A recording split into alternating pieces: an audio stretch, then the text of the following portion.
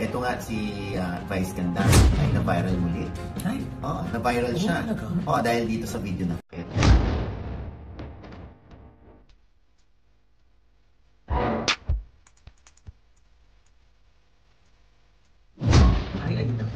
Bakit daw niya in-endorse si Benner Abalos bilang senator? Eh bakit na ba, Nay? Eh na nga, sinasabi naman ni Vice, no? Kesa naman doon sa mga nandun sa survey, ay dito na lang ako.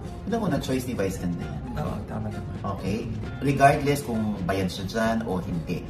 Kasi kung bayad siya dyan, di ba, hindi niya kailangan ng pera ni Abalos. Mayaman si Vice.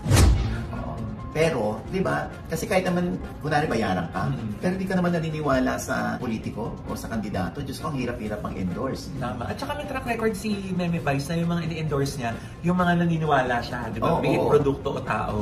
Okay, yung kay Vice Ganda, ang laking bagay na endorsement yun kasi we are in the last 6 days And Vice Ganda has so many followers, alam naman natin yun. At isang taong metikuloso, hindi siya basta-basta nag-endorse, talagang pinipili niya, no? Pagkatapos nga, di ba, ni Benner Abalos, nilabas naman ni Vice Ganda yung Kiko Pangilinan naman. Pati si Ma'am Aquino, in-endorse na rin ni Vice Ganda. Ayan, may pa-bam-bam-bam pa si Vice. May kumontra pa rin. Di ba? Hindi mo alam saan mo ba ilalagay ang sarili mo, di ba? Unang-una, choice ng tao yun. Eh, sino tayo para makialam at manghimasok sa choice ni Vice? Kahit naman kayo, meron din kayong choice, di ba? O kukontrahin ba namin yun? Eh, choice yun eh. Kayo boboto. Parang ano yan, mo yan, matino na nga yan si Kiko Pangilinan na babash pa. Like kami, ini-endorse din namin si Kiko Pangilinan, si Ma'am Aquino, si Heidi Mendoza. O tapos yung iba, binabash din kami. Bakit yan? Mahina yan, di yan pasok sa top 12. Bakit? Ano ngayon kung pasok sa top 12 yung inyo? Choice niyo yan kung yung nasa top 12 na survey ay boboto ninyo. Kanya-kanya nga yung nakakalimutan lang ng mga tao na, uy, kanya-kanya tayo ng boto ha. Nagkataon lang na artista kami or nandito kami sa showbiz at nakikita nyo kami dun sa SOCMED ninyo.